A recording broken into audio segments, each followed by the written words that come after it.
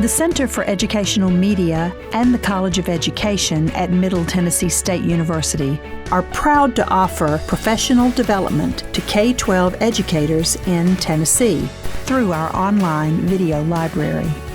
These videos are aligned with standards set by the Tennessee Department of Education. For more professional development videos, check out our website at cem.mtsu.edu.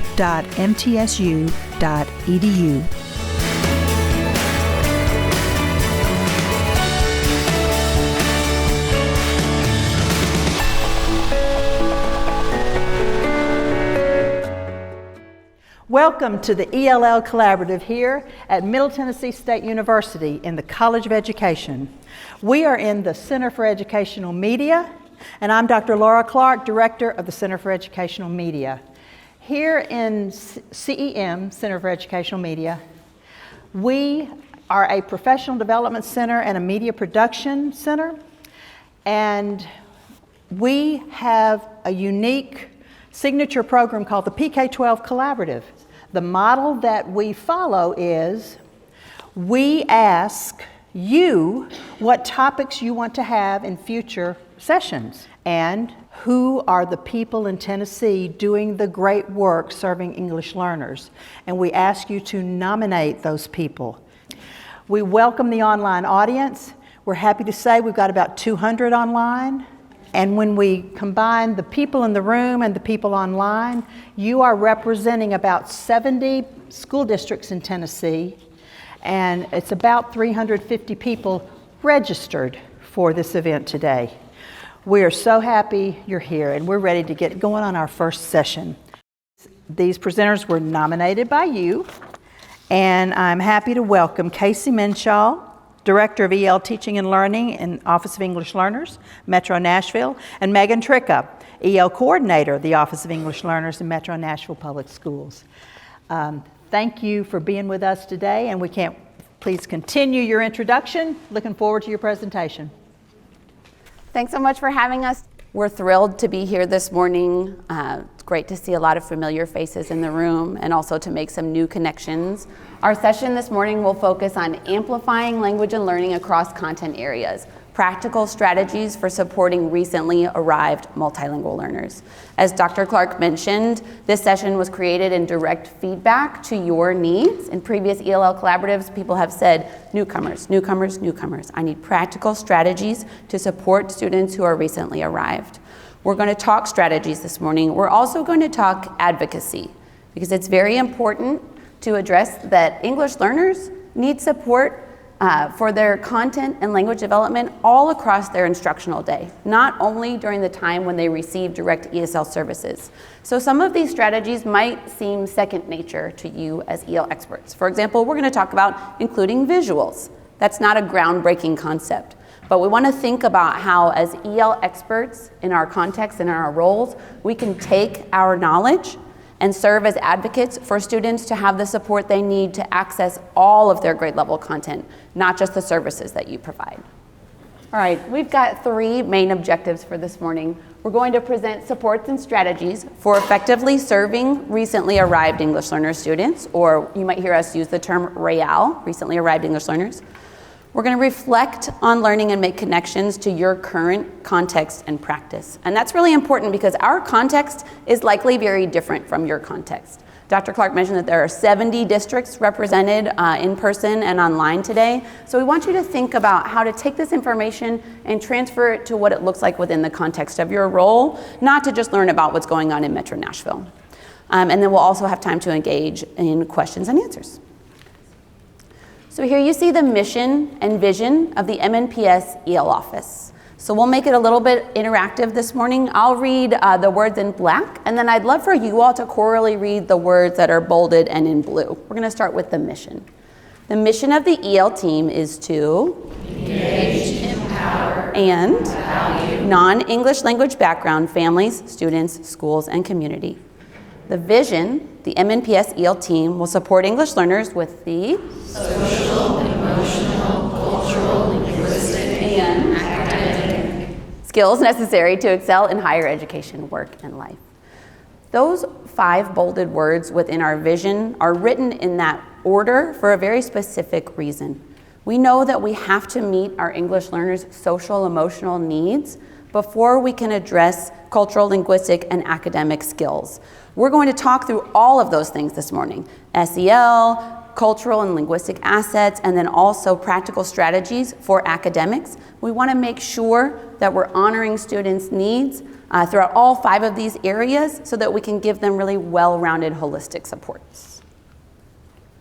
In MNPS, we have a mantra: every student known. That drives what we do as a district.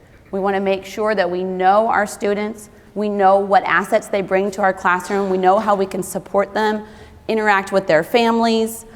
We serve 160 schools and over 80,000 students. Again, our context is likely different than yours, but we wanted to make sure to give you the picture so that you know kind of where we're coming from.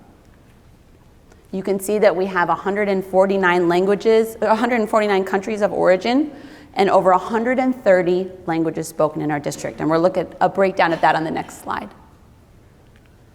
So with MNPS, this data I believe was pulled in April 2026, or no, this is the May 2025 slide. 27% of our district are active English learners, students who need daily ESL services from an EL certified teacher. 4% of students are transitional 1 through 4, so they've exited within the last 4 years. Our MNPS EL population has increased by 70% in 10 years. Every single school in our district proudly serves English learners. So it is a shared responsibility of all educators to ensure that they have access to grade level content and language development. 41% of our families speak a language other than English at home. This year, our district has a heavy focus on family engagement. We as an office have a priority objective around working with students and families to be sure that everyone is informed and co-constructs those language proficiency goals in the student's ILP. Because we believe that it's not just the responsibility of the EL teacher to work on those language development goals. It's the responsibility of everyone who supports the student, both at school and at home. This heat map shows where English learners live in Davidson County. I mentioned that we've had a 70% increase in the last 10 years. Historically, our population was concentrated in the southeast area of Nashville, but we've seen the population expand to all areas of our school district, which is a really exciting opportunity for some of our schools who previously had really small populations to see an influx of students and families and to learn more about what those students bring to the table. Today, we're focusing on recently arrived English learners, but our population also includes, many families and students who were born right here in Nashville, and we're proud to serve ELs all across our county. MNPS has partnered with the American Institutes for Research on a strategic 5-year plan. Within this plan, we have 4 goals: shared responsibility for the education of ELs, integrated effective instruction, supported successful students, and informed and engaged families. This strategic plan drives the work that we do in the classroom, across departments at the district level, with community partners, and within our own office. Everything we do goes back to these 4 goals.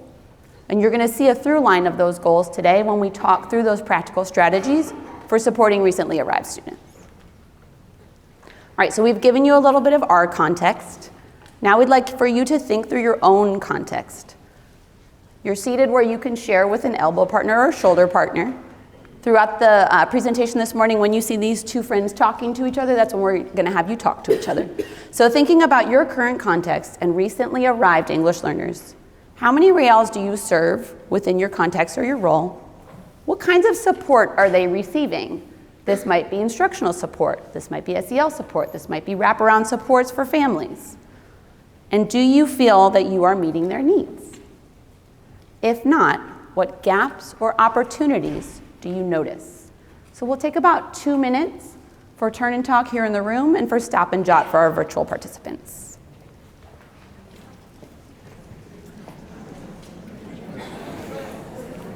Next nice to. This is going to be my 10th year. An uncle who is also illegal?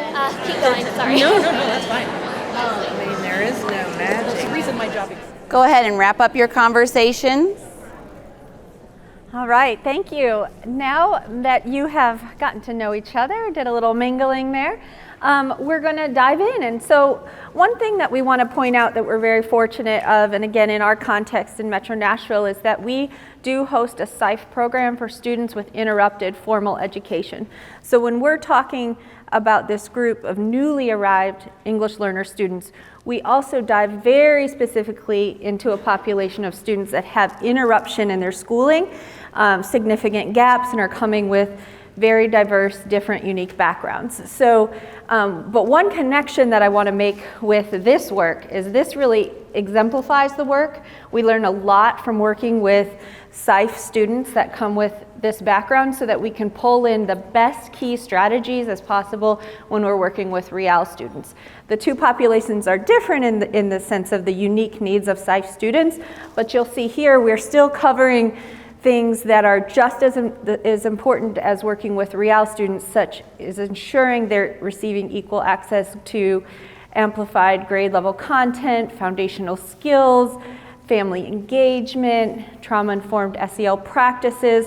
All of those pieces are still coming together, while on the side we're helping those students build confidence and stamina in their schooling so that they can be the most successful as they then become newly arrived students and engage in the rest of their school career. So we're not going to go too deep into the SIFE program, but that is a unique program that we are proud to have in Metro Nashville, and we'll kind of touch maybe on some examples from that today. So let's dive into strategies.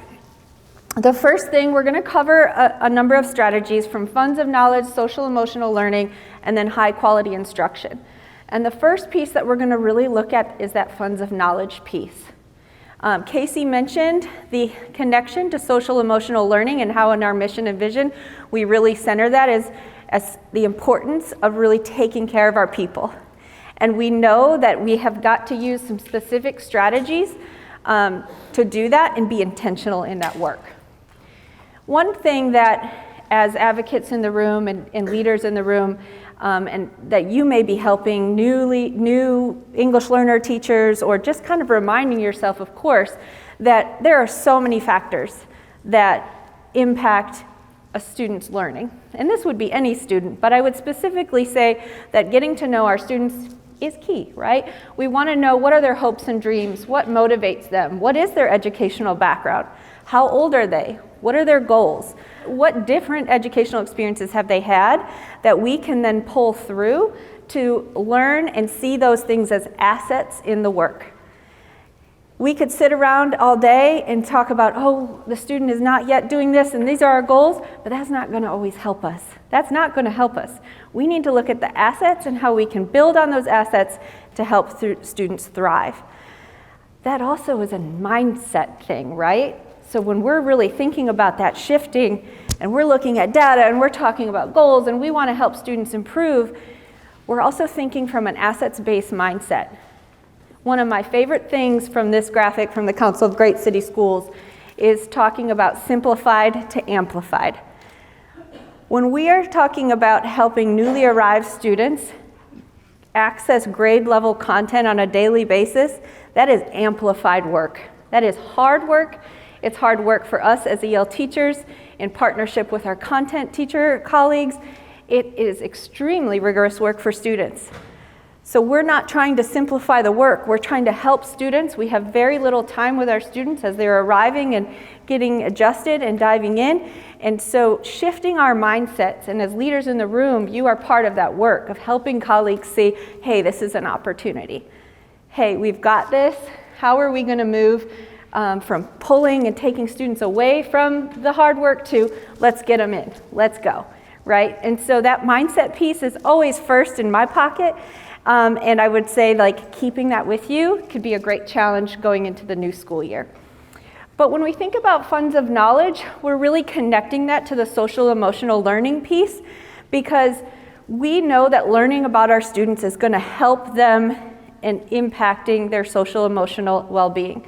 So when we're thinking about the SEL competencies and we're thinking about how are we helping students build social awareness, self-awareness, confidence in school, we're also knowing the student themselves so that we can make those connections. One tool that we encourage our teachers to use and that we partner with families is some sort of tool, and we're going to show you a couple examples today of how to collect those funds. And so when I talk about funds of knowledge, what are those everyday things? Academic, non-academic, social, family, what are the things that evolve around this student's life? And those everyday things can be brought into the classroom and seen as strengths, can be amplifying the work, to helping students make connections to content, and acting curious. When we are curious about our students and asking questions about their everyday lives and their past experiences, we are leaning into a relationship with the students and the families. This also, depending on how creative you are, and I know you are because EL teachers are always very innovative and creative, is like, what do we do with that information? What are we talking about with our teams so that when we are learning about students and learning about their cultures, that we are then thinking, gosh, could we have maybe the student's family come speak to the class? Or could I call this family and learn a little bit more about this and how it connects to our science content, because they might know more about this than I do. I don't know, right? So what are we looking at that really helps students make cultural connections and then seeing that assets-based approach? Megan, if I could add something, it also makes me think about the role of the EL teacher in collaborative planning. So surfacing these funds of knowledge that students bring in relation to high quality instructional materials. So if we've got a unit coming up and we know that there's a specific focus on a specific topic and your student has a fund of knowledge in that area, this is a great time for you as the EL teacher to highlight that. It's something that the student brings to the table that can enrich those conversations in the classroom. Mm-hmm. And like I said, there's a lot of different tools. This is one, and on the previous slide, we have a QR code that will take you to a tool like this. If you search funds of knowledge, you're going to find a whole bunch of tools online. We'll show you one here that gives you another example of the different kinds of funds and assets and strengths you could be thinking about. So we saved some trees today. We did not print this out for everybody, but you've got devices, you've got paper and pens. So we want you to think for a few minutes about one of two things, either your personal funds of knowledge or think about a specific student that you serve. We want you to brainstorm for a few minutes around these different areas. You might not be able to fill out every single category, especially if you're thinking about a student. But think about what unique funds of knowledge you bring to the educational experience or a student that you serve brings. So we're going to take a few minutes to reflect on things like caregiving, educational activities, scientific knowledge, as Megan mentioned. We'll take about 3 minutes to reflect independently, again, on either your personal funds of knowledge or a student that you serve. Almost something you need to fill out with the kids, and then give it to teachers and say, please add to this, or as you. All right, let's come back together in 5, 4, 3, 2, 1. Thank you for taking time to brainstorm about your own funds of knowledge or a student that you serve, and for giving some ideas to your neighbor. One example that I have is music. I was a classroom teacher for several years, and I'm also a musician. I play the viola, which is sort of like the cousin of the violin. When I first started in my college experience, I wanted to be a music teacher. And then I shifted about halfway through to elementary ed because I really, really enjoyed my educational classes. But that love of music has stayed with me, and it stayed with me as a teacher. So music is something that showed up in my classroom a lot. It was the way that I presented instructional content. It's still the way that I present things in meetings today. She hasn't broken out into song yet. It is shocking that I haven't sung yet, given that I'm wearing a microphone. So I don't actually have a good singing voice, so don't be fooled. But it's something that's really important to me, and it's a way that my brain processes information. So that's a fund of knowledge that I bring as a teacher in my classroom. So we want you to think for this next turn and talk, it might depend on which you reflected on, either your own funds of knowledge or your student. If you thought about your own funds of knowledge, your driving question is, how have your life experiences shaped the way you approach learning or relationships? So how do those funds that you brainstormed show up day to day in your classroom? If you were thinking about a student that you serve, your driving question might be, in what ways might recently arrived students' strengths go unrecognized in traditional school settings? You know your students probably better than anybody else in the building. And sometimes you might see their strengths go unrecognized. So what ways does that show up? Or what barriers might prevent you from using students' funds of knowledge? And how could you address them? I saw a lot of people thinking really hard on the previous slide about those different categories. And it might be a little bit of a stretch to think, well, I'm not sure how my students' love of taking a walk in the park is really going to increase their content and language knowledge. But as Megan said, you all are very creative and you're really good at making connections. So thinking about that barriers that you might have and then how you can address them head on. We'll take a few minutes to turn and talk, and then we're gonna have a couple people share out with the group. Shares out with other kids, and sometimes they so I can see the student who goes for a walk in the park. Like, I'm already thinking of things I that thought you biology, agriculture, different country, they are hiring a second language, they've done international All right, let's wrap up our conversations. Thank you for sharing with your neighbor. We'd love to hear from a couple people, and if you would, share which question you were using to drive your conversation, and then also what came up with your partner. The last question about barriers, right now I'm experiencing a lot of kids not wanting to open up about their home life. They're afraid. We've lost a couple of parents to ICE, and it's getting harder to get into the kids' lives.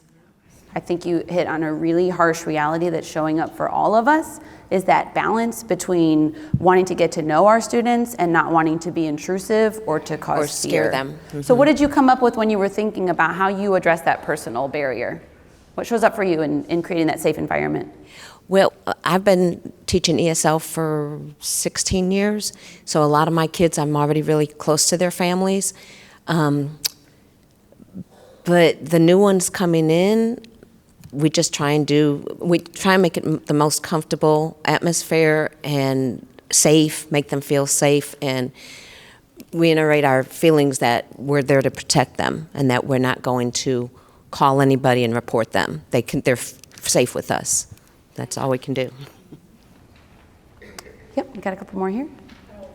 What I think number one is very important. We must address our own funds of knowledge and how that could change the lens of how we're teaching and interacting with students who are different from us. And especially for new teachers or us, I mean, if you look around this room, we're all mostly old white women.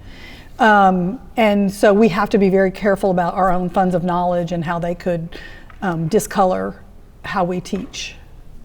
Yeah. Thank you for sharing. My partner and I, we discussed about just the strengths that we feel like go unrecognized for our children, because these children have experienced a lot more than most adults have that are in America. And we just talked about how they have experience with international travel. They have experience with moving internationally. They're acquiring a second language. Sometimes they're leaving their parents or, one or two parents back in their home country. So they're just facing a lot more challenges than your typical child would. We've got another? Oh, yes, go ahead. I teach, one of the schools I cover is an alternative school for kids that have had challenges in a regular school. And this past year, I was in a portable and I lost my portable. There was an accident in a different portable. So when I was moved back into my portable, I had my middle schoolers. And I had one 7th grade boy, Egyptian, spoke Arabic.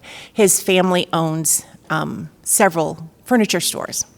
So when I was putting my decorations back up, and he spends a lot of time in the furniture stores. I was putting up my curtains, and this child just took over. He was like, now you need to make your curtains swoop. And he said, Dr. Parizo, turquoise and orange are complementary. And I was like, well, thank you so much, Yusuf. I appreciate that. And I thought, how would I have known that if I hadn't put him to help me decorate? And those were his funds of knowledge that he was bringing. And yes, of course, we've got a rather difficult situation with our ELs, and I'm sure we'll be talking about that today. But sometimes it's the funny, silly things, like Yusuf knowing the word complementary when he couldn't hardly write his name in English.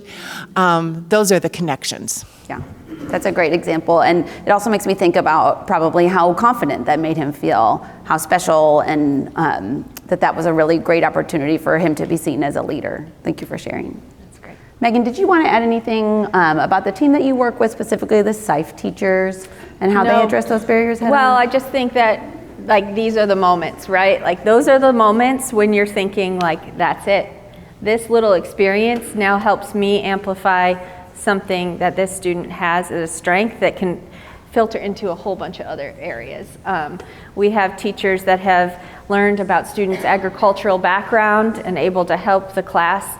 It all started with a teacher saying oh, well, I'm trying to do a garden in my house. I don't know what I'm doing. And then all of a sudden, a group of students are helping this teacher with the measurements of her garden and how much water and what seeds to go. And then they're all of a sudden at Home Depot together figuring this out. So I think, just seeing that bi-directional partnership.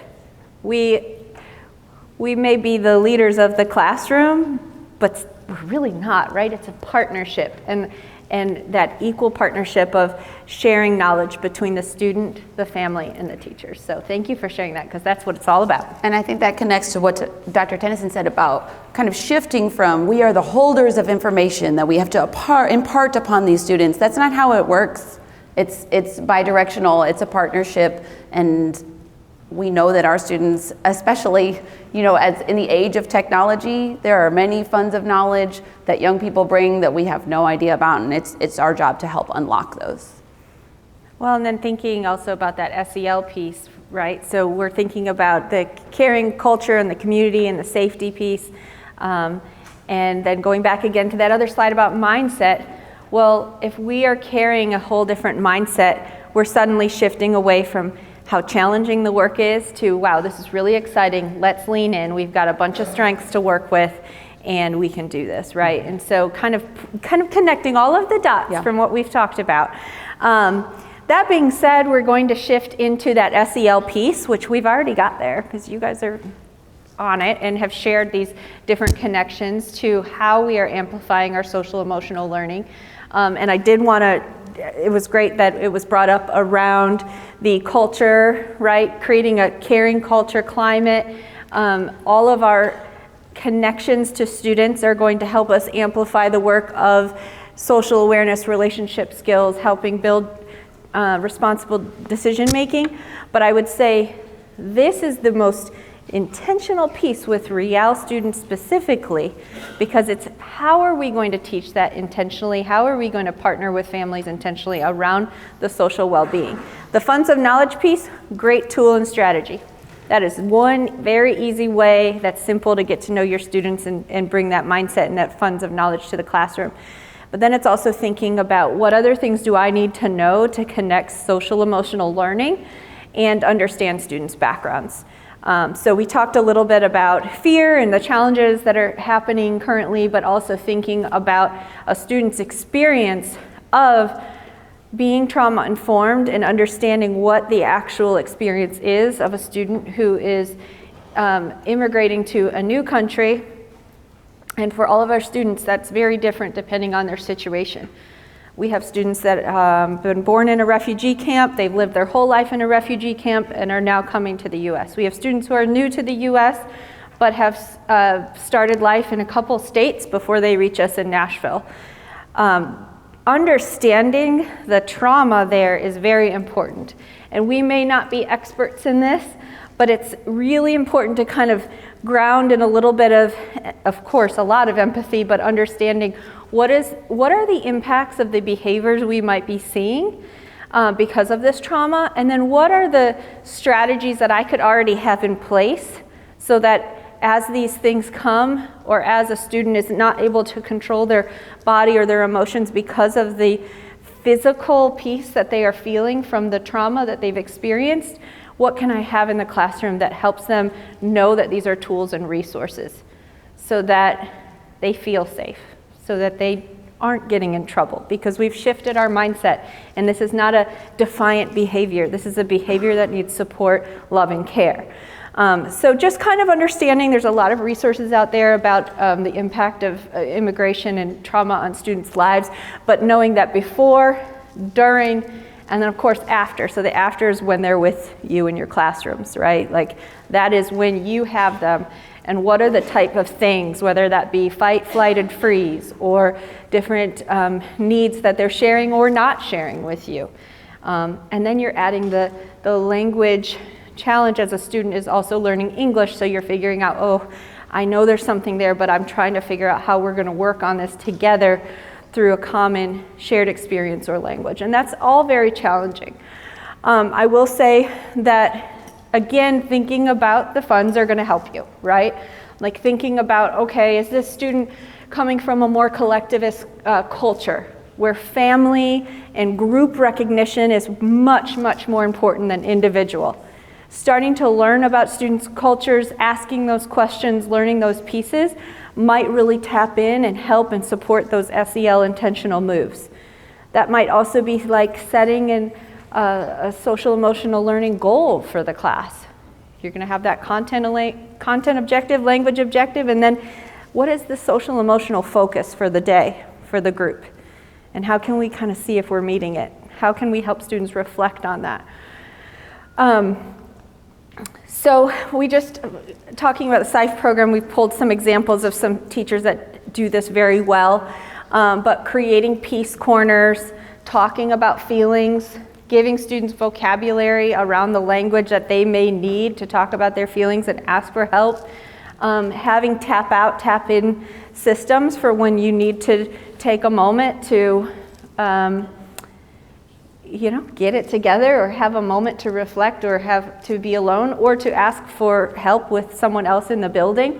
I would say that partnering with the staff in the building for REAL students and social emotional support is vital. Having your counselors, your staff in the building, social workers, hallway monitors, anyone can be part of this work to say, hey, I've got some students, they're newly arrived, I know that there's some trauma here, but we're kind of coming up with some classroom plans around how we can support them. And if they need to tap out, can I give you a little signal that you can come help me with that so I can keep going in the class? Different strategies like that are really important so that you're elevating the physical piece of the trauma and social emotional work. All right. So we set out to talk about three main areas: funds of knowledge, social emotional learning, and now we get into quality instruction and intentional instructional supports. I meant to ask this at the beginning and then I forgot. Raise your hand if you are an EL teacher. I know we already kind of gave a wave earlier. You spend 100% of your day providing direct ESL services to students. Now give me a wave if you are a content teacher. Yeah. Math, science, we are glad social you're here. studies, grade level teacher, awesome.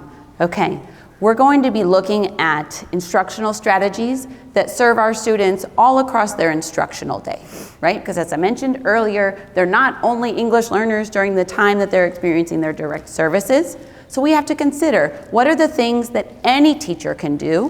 What are those high leverage and relatively low prep strategies that as EL experts, you're probably already aware of, but you can then collaborate with your colleagues to ensure that in that math class, that science class, that social studies class, students have the same supports provided so that they can access that content and continue to develop their language. MNPS has developed a resource that we call the Checklist for Instructional Design. It's designed to be used across content areas to consider the planning considerations and instructional moves that teachers within any content area might take to serve multilingual learners. So it includes things like student-facing icons and student-to-student interactions, vocabulary support. One of the things on the checklist is background knowledge, which we've kind of just talked about through Funds of Knowledge. Strategies used to connect new learning to students' prior experiences, culture, and knowledge. So this resource within MNPS is kind of what we use as a driving force behind planning considerations and instructional moves. And then we also have this that we have kind of created into a poster of 5 high leverage EL strategies. And this is essentially a condensed version of what you saw on the previous slide. So a lot of times we hear from teachers, I have this recently arrived student, I don't even know where to start. I have no idea what to do. How do I get started? What do I do? And this is essentially our elevator speech behind what do you do, right? You consider these high leverage strategies. You start small. It's not anything that you have to spend hours and hours doing differently. Like many EL strategies, these are things that are good for all students. Content and language objectives, sentence stems and sentence frames, cultural competency, visuals, and wait time. So again, not groundbreaking information likely to many people in this room, but this is how we consider how to get started and how to leverage your expertise across a student's instructional day. We addressed cultural competency through the Funds of Knowledge and SEL parts of our presentation. We're going to give you some examples of each of the other 4 high leverage strategies and then have you talk a little bit about how they show up within your context. We're going to start with content and language objectives. The graphics that you see on all of our slides where we talk about each of these strategies come from Valentina Gonzalez. If you don't follow her on social media, she's a great follow. But we want to think about creating a roadmap for students, right? What is the content that they are expected to learn in relation to grade level standards through the use of high quality instructional materials? What are we learning about today? When thinking about language objectives, we want to think about how students are developing language in relation to that content. How are they reading about it, writing about it, speaking about it, and listening about it? Our content objectives are grounded in our grade level standards. Our language objectives are grounded in our English language development standards, our ELPA 21 standards. So we want to think about how those can be used in tandem to provide students with access to the content, and then also so that they know what's expected of me today in terms of language. What am I going to be doing, right? When you all registered for this conference, you probably wanted to look at the agenda and read the descriptions of the sessions so that you know what was coming.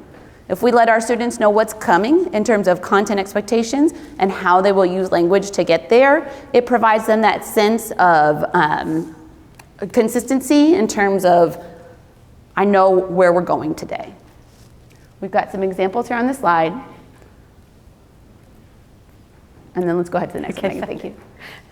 All right, so thinking about sentence stems and sentence frames. Again, high leverage, low prep.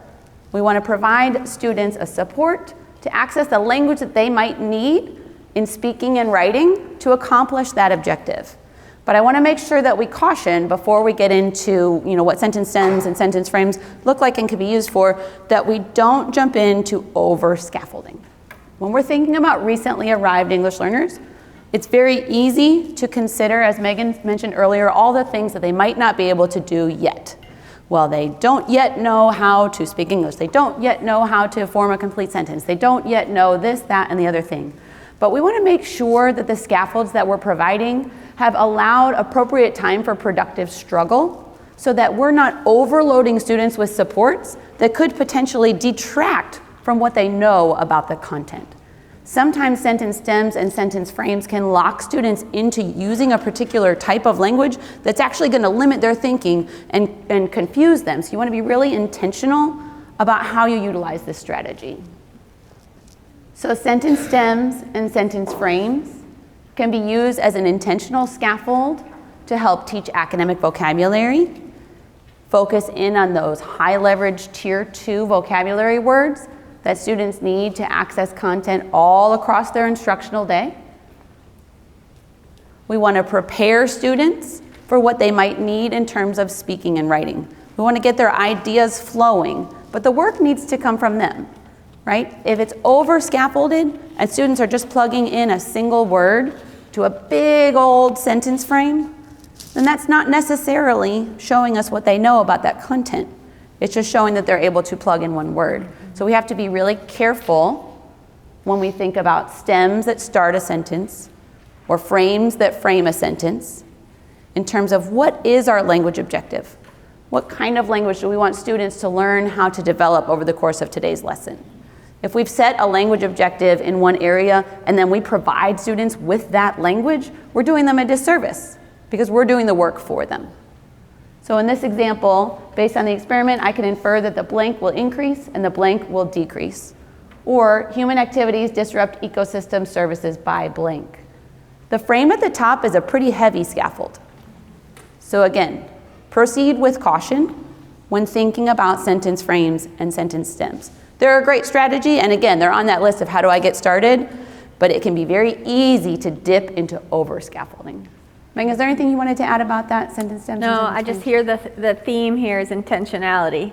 And I think that's where, as experts, we're coming in and sitting with our content teacher partners and saying like, okay, yeah, we need a frame. Maybe that's just where we're at, is that's that first step, right? Like, do you have a frame? But then how do we take that to the next level? How do we say, all right, like we might need a couple different frames because we have a student who's newly arrived and has only been here a couple weeks, but now, you know, student B here has been here a year and a half and doesn't need this same frame. And then of course, you know, you could go down a whole rabbit hole with the different supports and scaffolds, but really being intentional is what is going to drive the change and is going to drive and move the needle. Yeah, I think you've hit on something important, that the most important thing in a conversation about scaffolds is when are we going to take them away, right? When will we let the students struggle and produce this type of language on their own because they can do it? Mm-hmm. So we're going to give you a minute to kind of process and make some connections between these two pieces. So again, with your new friend here at your table, what do these strategies have in common? We're talking about the content language objective piece and the sentence frame. What needs to be considered? So when you are going into those planning conversations, what are the considerations that you're thinking about when you're talking about the content? And then what sentence frames and objectives, like what is that connection in preparing students for success? And I want you to think about both in writing and speaking, right? We do a lot of academic discourse, turn-in talks. We want students, and that support could show up in both places. So take a minute to chat using these guiding questions, and then we will probably just share out one or two so we can keep moving. And so how do you like, you've got to get them to like back this off. And I was sitting here thinking, okay, the way that I did it was I would teach them the frame. This is a noun, this is a verb, this is your action, right? And I could hear the content language thing every day, like that back together. We did this. All right, let's come back together, please. Thank you so much. I'm glad the conversation is good. Can we have someone share out, like, what was something you were chewing on here? Is it something around a strategy or possibly what needs to be considered? We were actually discussing younger learners, and we said basically the sentence frame is the tool that we use to make sure that they're engaging and completing the content language objective. And so that's how we see it. So if we're in our child development centers and our content language objectives are around emotions. So everything we're doing that day is based on our emotions, how we feel, the pictures, our visuals, and we go through. At the end of our lesson, we were saying, well, that's how we check. We go back to our sentence frame and say, today I feel I am very, and that would be, okay, well, what is this? And then they're identifying her content objective with the STEM. But that's kind of how we saw it. Thank you. Sorry. We talked about how I have this phenomenal CTE teacher, I teach high school, ESL, and she's changed the lives of so many of my RAEL students just by giving them outline notes that they can fill in the academic vocabulary for. It takes away a lot of the pressure that they feel of like all these words that they don't know how to spell, and she talks so fast.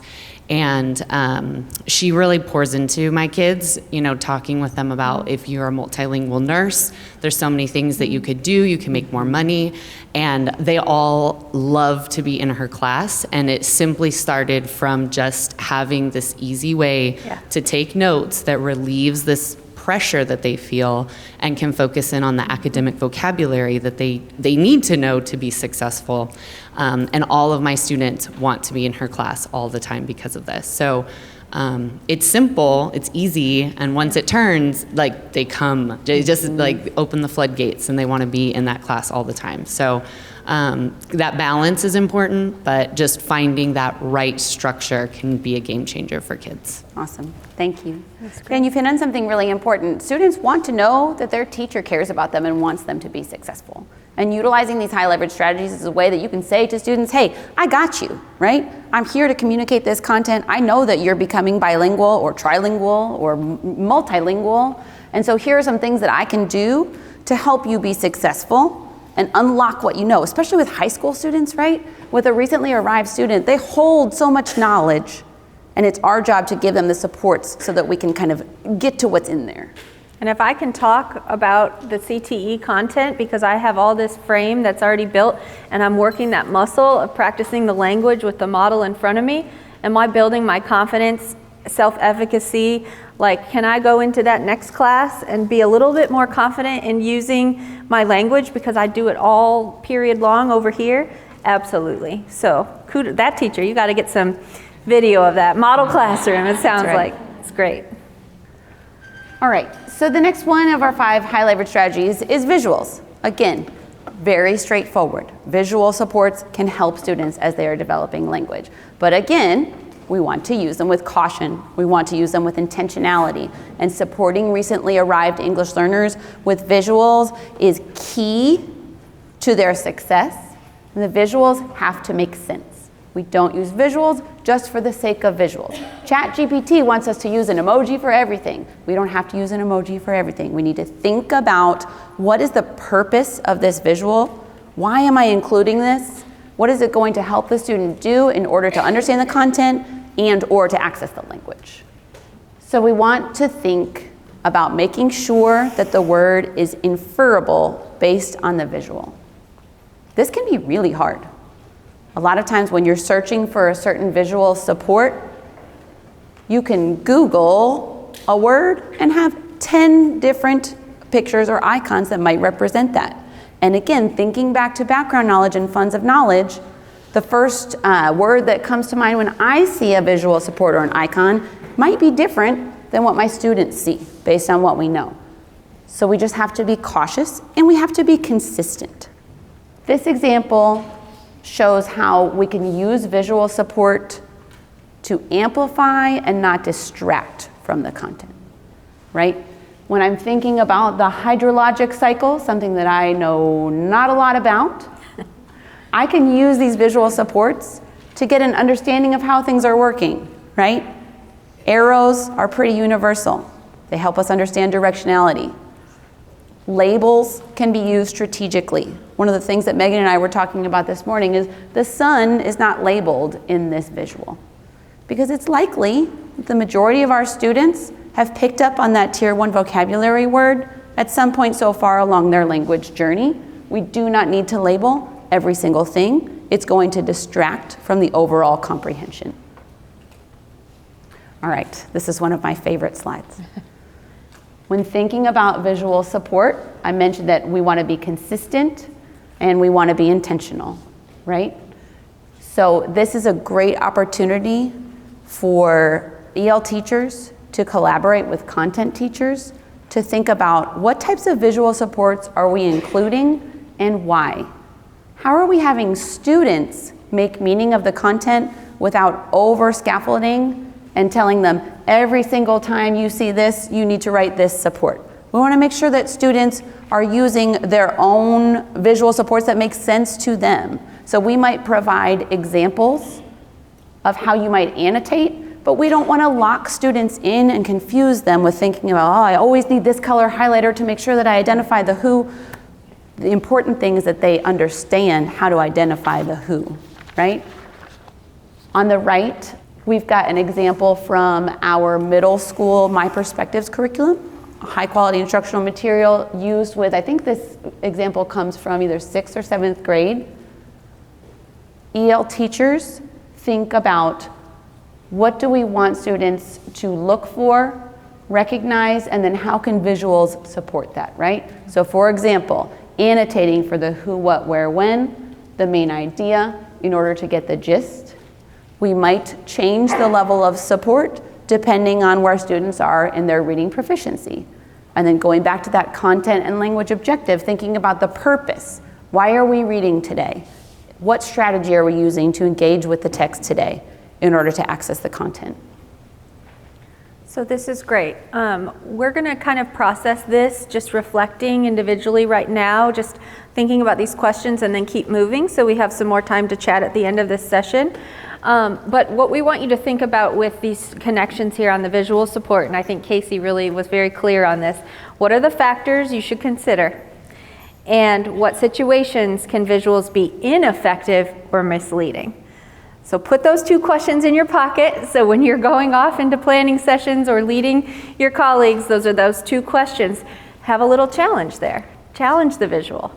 See, stir it up a little bit. No, I'm just kidding. But really, like, that's being intentional. So let's keep those questions in mind. We're going to keep moving and then make connections to this next piece. All right, so thinking about wait time. Wait time is literally one of the easiest strategies to implement because you don't have to do anything but wait. But it's also one of the hardest because we are often uncomfortable with silence. I got uncomfortable when I asked you to silently write for 3 minutes. And then after 1 minute, I was like, let's talk to our partner. Okay, so we need to think about how much wait time is appropriate, and you need to read the room. Okay, so let's talk about wait time on the next slide. Thinking about the power of wait time and 2 different types of wait time. Wait time 1 is the time between asking the question and the answer. And then wait time 2 is the time after the student answers the question that can allow for extended response. Wait time 1 is slightly awkward. Wait time 2 can be very awkward.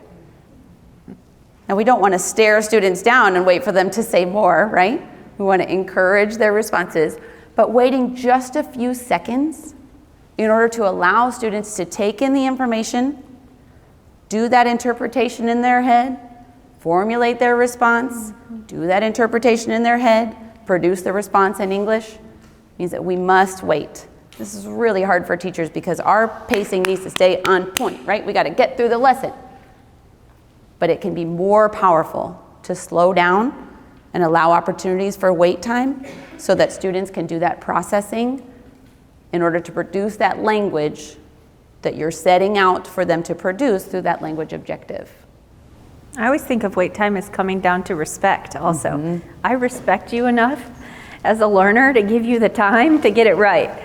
And if I don't give you that time, it's not fair. I haven't given you the opportunity. So building the culture around that wait time.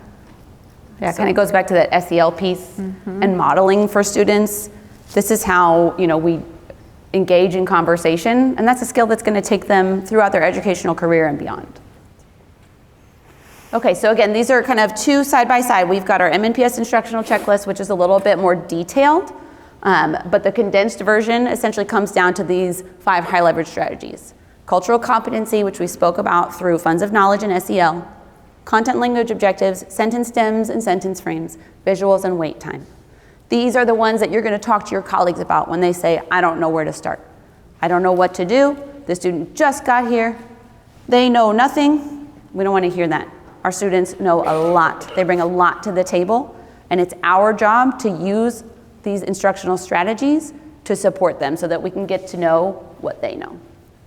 All right, you get one more opportunity to talk to your partner in this session in key reflections. So what we would like for you to do is make an overall connection between the 5 leverage strategies and your work. Think about your context and English learners and REAL learners that you work with and in your classroom. How might you apply this new learning or not so new learning that we're helping you reflect on? And then what are the supports that you might need in your context to make this work happen or take it to the next level, okay? So we're gonna give you a minute and a half to chat with your partner one more time, and we'll do a share out. We'd love to hear just a couple voices in the room before we take Q&A. Develop social emotional learning first before we worry about this and that, but they always get worried about grades. That's what I'm thinking.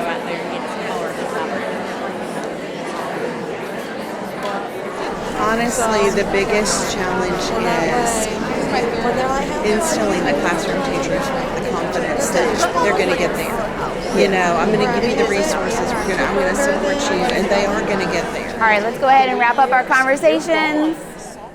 All right, let's come back together so we can hear from a couple friends from the group. What did you reflect on in terms of how you might apply these strategies or what supports might be needed? Hi, I really enjoyed looking at your visuals, and I see that I have some refining to do in my use of visuals and annotating text and to be more specific and consistent. So I am looking forward to refining my process. Awesome, thank you. We have one more? Over here in the middle. Thank you. Hello. Maybe recency bias. We were talking about wait time too. I know that's so hard for a lot of us, and I think something that helps me lock in on that and like helps me reset on it is when the focus of our instruction is for kids getting the content. We're like, you said the quote unquote right answer, and so good. Like, I'm good job, and then we can move on.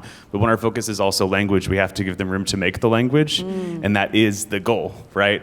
And so, like, just because the student gives a one-word answer that may be quote unquote correct doesn't mean that we're done. Right. And sometimes with our EL students, we were talking about prompting to get, like giving wait time and then also giving like more prompting based on what has already been said in the class discussion to give them an opportunity to add more language. I love that. Without expecting them to produce more language from them. Thank you. Yeah, that really speaks to the importance of the content and language objective holding equal weight in the classroom. Well, and your mindset. You know they can do more. You know, like, okay, a one-word answer, you've got this good. Okay, let's take that to the next level. How do we create discourse out of that? You can do it. We're going to help you, but you can do it. Yeah, it's great. I think it's time for Q&A. Yeah. Thank you so much also for being so engaging and sharing these great ideas. But we are able to take some questions, I think. So may we share some of these, like the planning document that you have with our peers? Or is that not, or modify it and share it? Like, what's your philosophy? We're going to share our email at the end of this presentation, so go ahead and shoot me an email. Okay, thank you. I think any time in these opportunities too, we're always stealing ideas from each other, right? So you've seen the different pieces of our checklist, and so making those things your own. I mean, we support you in your work, and we're excited to collaborate on that. Yeah. Could you say the name of that ESL influencer or Valentina Gonzalez? And she has podcasts and everything, right? And she's got a lot of great material. She's got some books too. She's written. She's in all books. Oh, yes. True influence, ESL influencer. I love that. I guess my question is, I think as ESL teachers, we understand the importance of language objectives, but in the content classroom, if we're co-teaching or just supporting mainstream teachers, how do we get them to realize the importance of language objectives? Because it's hard to get them to use them. Even though by law, they're supposed to. I think that you've spoken to something really important when it comes to collaboration, and that's the relationship building piece that comes with your coworkers, in addition to the relationship building piece that we do with students, right? We want to establish common goals, let our content teacher counterparts know that we are here to support and that this work is really important. I think sometimes it can be as simple as providing some examples and then having a discussion with the content teacher about what do we really want our students to accomplish during this lesson. It's not what do you want them to learn and then how can I support their language. What do we together as partners want students to do, and then how can we give them that roadmap? Megan, what would you add? I mean, and we know the reality that sometimes you don't always have true planning opportunities with every single person you might be teaching with. I mean, and I know that's the reality of some of my teachers. I think just being innovative and strategic in every little moment of saying, some of the teachers that have come to me with that same question, I've said, well, go on and write some, show them what it looks like, and then ask that partner, can I lead this part of introducing the objectives? Can that be my part when we're co-teaching? Eventually, it doesn't have to always be my part, but showing the teacher through modeling that, and it was a little uncomfortable at first for some of the teachers that didn't maybe make space for that, but eventually it became kind of the ground of the beginning of the lesson. So I know that's challenging. If I could add too, I also think sometimes content teachers think that teaching language is something different than teaching content. And so really emphasizing to them that what we're teaching is the language of the discipline. Mm-hmm. So when they're learning math, we're teaching them how to speak, how to listen, how to read, how to write, like mathematicians. I think that is something that I've found disciplinary teachers have been more receptive to when they begin to understand that teaching language is not something extra. Mm-hmm. Teaching language is helping to teach what you're teaching better. And not just for your English learners, for all the kids in your classroom. And so I totally understand that resistance. I mean, we all know what it's like to be teachers, and the thought of having to do one more thing can be exhausting. And so kind of hammering in, like, no, actually, this will help us do the work better. It's not just something extra to do. It's kind of like, that makes me think of, with conversations around behavior management. Why would we go over so many rules, routines, and procedures at the beginning of the year? Well, it's going to pay off later, right? Yeah. And if we give our students, if we equip them with the language to be able to engage with the content, that's going to pay off later. Got another question here.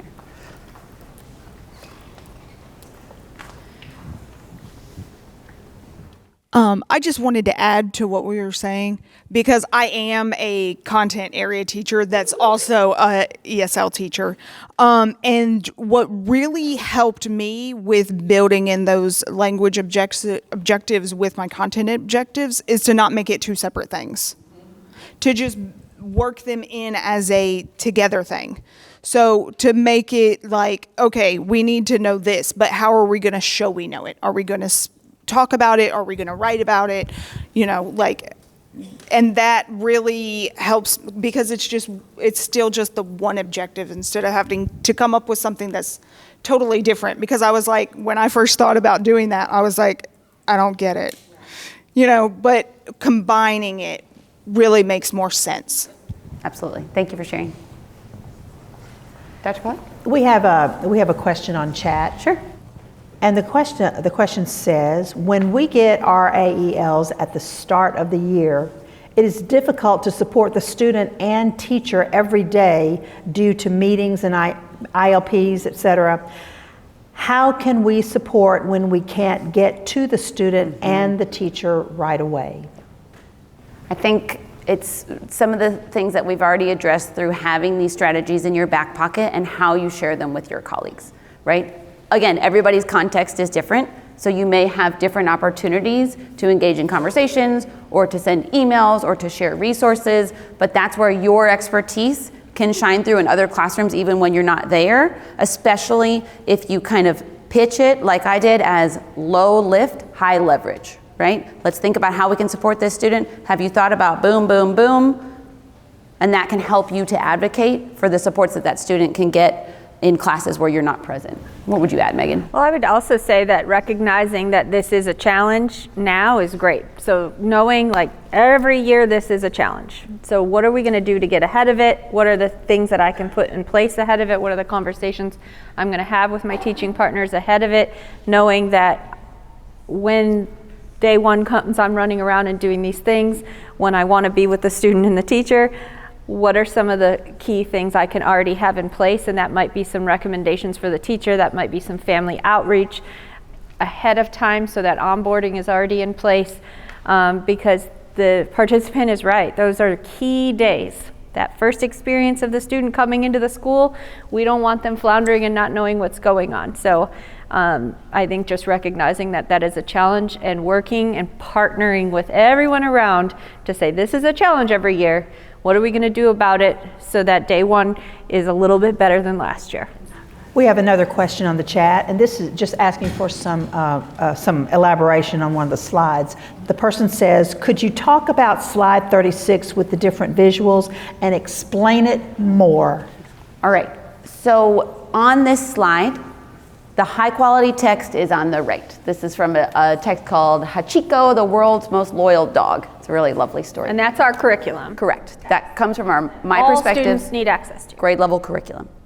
When working with recently arrived students in thinking about, because this is focused on the who, what, where, when, why, getting the gist of that text involves a couple different things. This example that you see here comes from a version of this text that has been condensed into the most important essential passages. We didn't talk about chunking the text as its own strategy, but that's something that we could have a whole separate presentation on, right? So our teachers have thought about very intentionally what parts of this text do the students have to engage with in order to be able to get the gist of the whole thing. And that's true in our high school curriculum when our students read the Metamorphosis in English 2. We think about, within this very long, dense, involved, complex grade level text, what are the most essential pieces? So that's where the text on the right comes from, is thinking about those essential passages. And then the annotations and different options for visuals, again, comes down to knowing your students, right? So we might be doing some color coding and then teaching students specifically that metacognition of when I annotate for this purpose, here's what I'm thinking about. Who are the people or characters in this text? And then I might be underlining, what are the actions, feelings, and facts? I might jot those down in a note catcher like you see at the top. But again, varying levels of support depending on student need. Because if I just gave students the graphic that you see in the lower left and said, go annotate, that's not doing them the service that they need. We need to be sure that we're explaining the visuals, utilizing them appropriately so that students know what they're doing.